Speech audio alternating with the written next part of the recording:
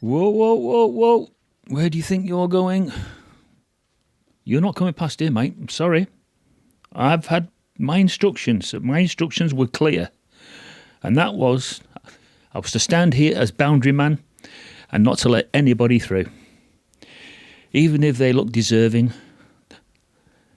And I must admit, I'm starting to feel sorry for your puppy dog eyes at the moment.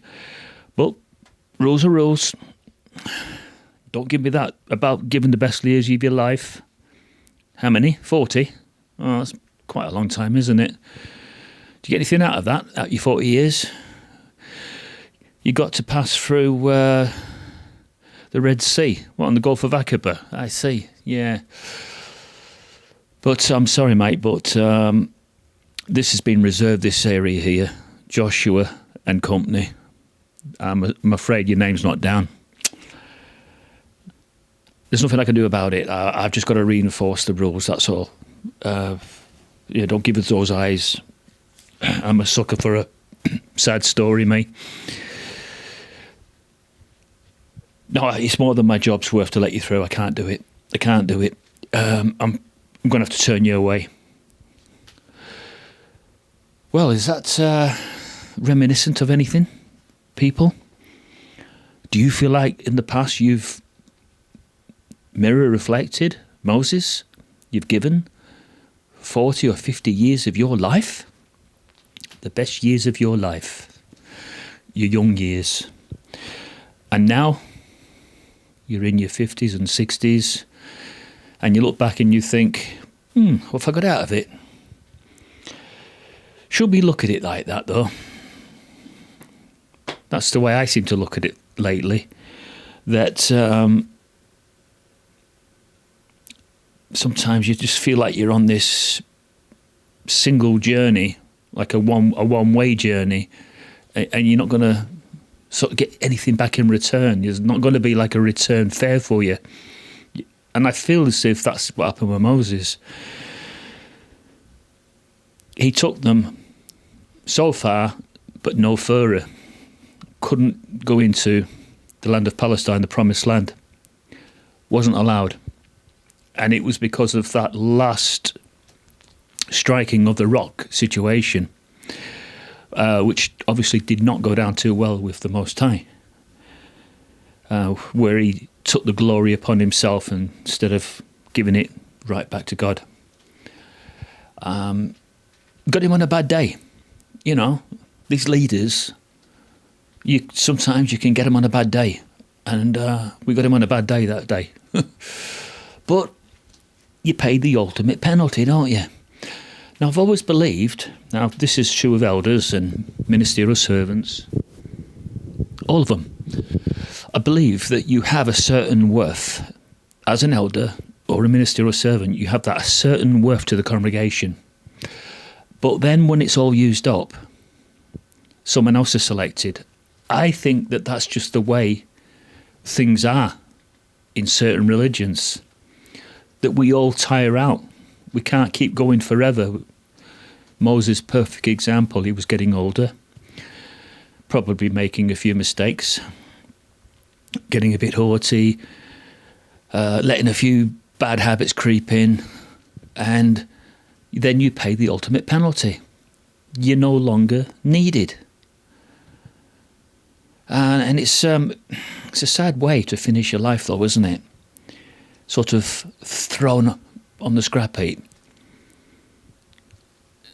And that might be the wrong phrase to use in the case of Moses.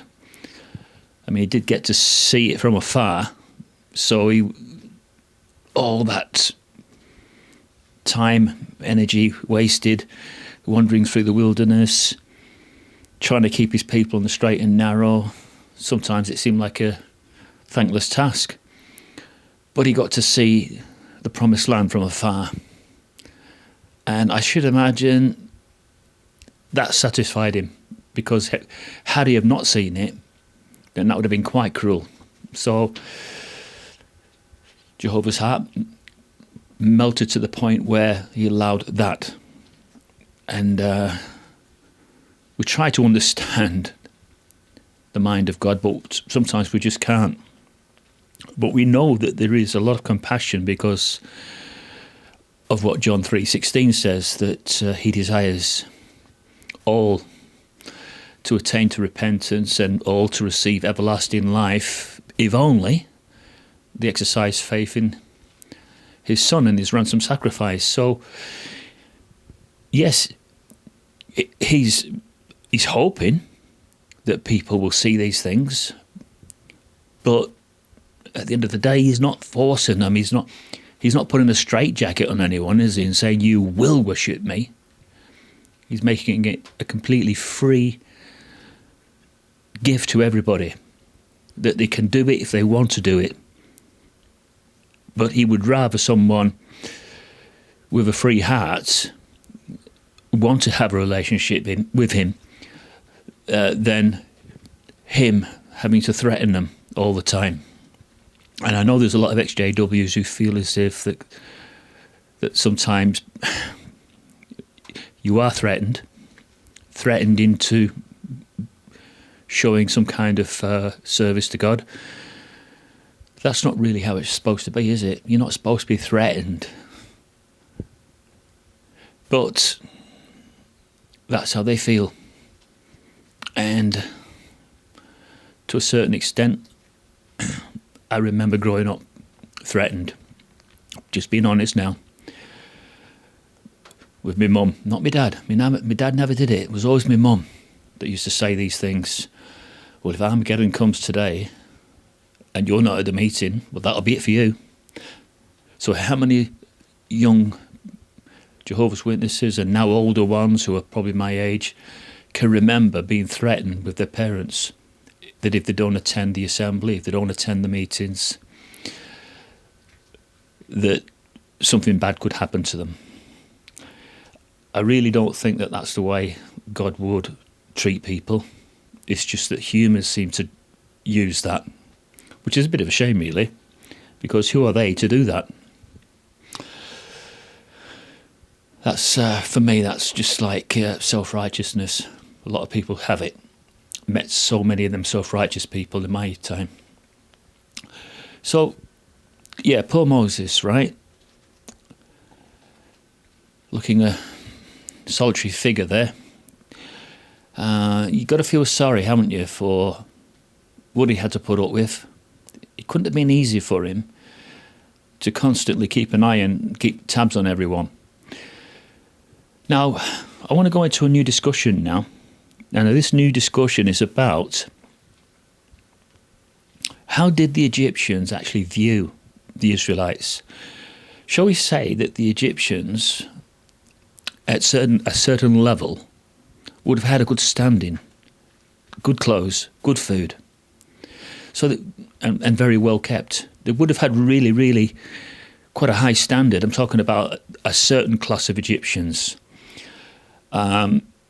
They would have been dressing in more finer gear than the Israelites. So do you think that they would have had and formulated an opinion about the Israelites, maybe thought that the Israelites were a bit cult?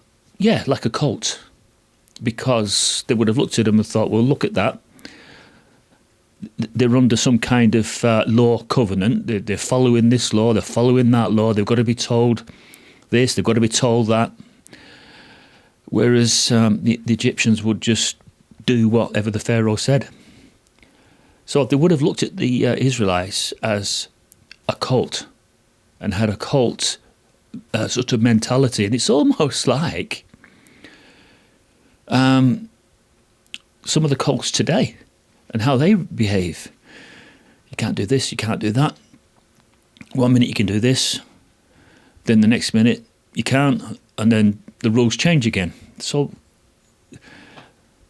yeah, I'd say that the Israelites definitely remind me of a cult when they were bound by the Mosaic law. Yes, and everybody will say it was for their protection. Yes, probably was for their protection. Because when they kept the Mosaic law, they didn't have the same diseases as the other nations. The other nations were dying around them, weren't they? Because they weren't keeping their food separate from their waste.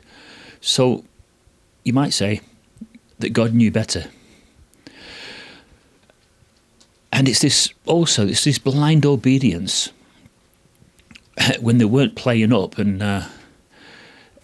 being naughty children, the Israelites, when they were actually doing as they were told, they were doing it just so. So Moses would say something to them and they would carry it out, sometimes reluctantly, but when they realised it was for their own benefit, they'd do it. So they were trying to keep as many, many laws as possible, and there were just like hundreds, weren't they? They were getting bogged down, weren't they, with laws. So to the Egyptians, they must have looked at them and thought, look at them. You know, they just seem so robotic in their worship to Moses and to the other chieftains of the assembly, because it wasn't always Moses, was it? Sometimes someone else would step forward and carry out instructions. Excuse me.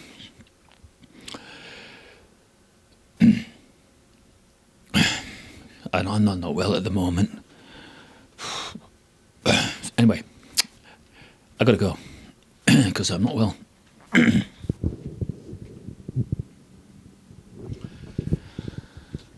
So I'll see you again, peeps. Chin up. It may never happen, or it may.